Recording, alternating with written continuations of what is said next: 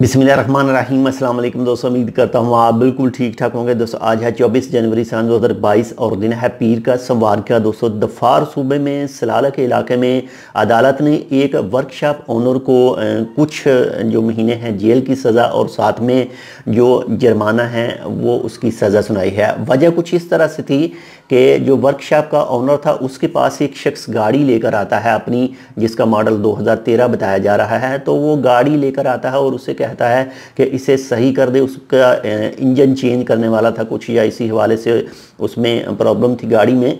तो जो भी उनके मोबाइल टाइम फिक्स हुआ कि इतने टाइम के बाद मैं आपको ये गाड़ी सही करके दे दूंगा, लेकिन जब टाइम ख़त्म हुआ तो वो आदमी गाड़ी का पता करने के लिए आया, लेकिन गाड़ी सही नहीं थी। उसने उसको टरका दिया कि आप फलां दिन आएँ।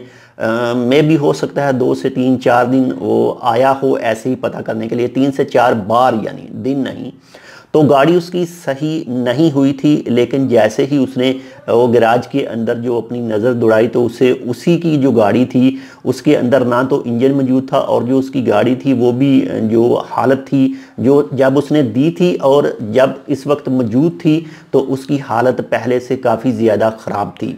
तो कोई मेन वजह भी नहीं बताई गई वर्कशॉप वालों की तरफ से कि इसको सही करके क्यों नहीं दिया गया। तो इसी वजह से जो सारफ था जिसने गाड़ी सही करने के लिए दी थी वो चला गया जी कंज्यूमर प्रोटेक्शन अथॉरिटी के पास, जो एक गाहक का महकमा है। अगर गाहक को चीज़ अच्छी ना मिले तो ये महकमा उनकी हेल्प करता है। तो जब बात गई कंज्यूमर प्रोटेक्शन अथॉरिटी के पास तो तब वर्कशॉप वालों को भी बुलाया गया और उस शख्स जिसकी गाड़ी थी उसको भी बुलाया गया। जब आपस में दोनों की बात कुछ बनी ना, यानी आपस में राजीमंद आपस में वो राज़ी ना हुए दोनों, तो तब उनकी फ़ाइल भेजी गई पब्लिक प्रोसिक्यूशन के पास में। जब पब्लिक प्रोसिक्यूशन के पास में उनकी फ़ाइल गई तो जो वर्कशॉप वाला था वो कसूरवार था, तो इसी वजह से पब्लिक प्रोसिक्यूशन ने उसे 500 रियाल ओमानी का फ़ाइन किया है और साथ में 3 महीने की जेल की सज़ा भी सुनाई है। तो अगर आप एक वर्कशॉप ओनर हैं या कोई भी ऐसा काम करते हैं ओमान के अंदर जिसकी आप सर्विस देते हैं और किसी भी शख्स के साथ एग्रीमेंट करते हैं कि मैं आपको इतने महीने में ये सर्विस आपको प्रोवाइड कर दूंगा, ये चीज़ इतने महीने में मैं आपको करके दे दूंगा, अगर आप वो पूरा वादा नहीं करते हैं तो आपके खिलाफ भी कार्रवाई हो सकती है। आपका जो कस्टमर है अगर उसे आप चीज़ ख़राब देते हैं और पैसे पूरे लेते हैं तो तब भी आपके खिलाफ हो सकती है।